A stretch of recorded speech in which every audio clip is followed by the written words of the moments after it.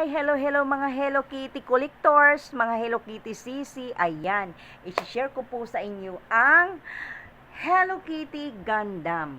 Ayan, binili po to sa akin ng anak ko. Gift po niya sa akin. Sa sobrang excited niya sa akin, dahil wala pa ako nga nito, siya na rin po ang bumuo nito na Hello Kitty Gundam version.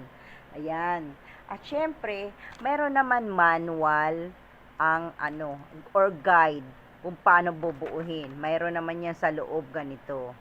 Ayan. Ayan, meron siyang paganito, 'di ba? Ayan si Hello Kitty. Oh. At syempre, meron siyang pa-apple ng ganito.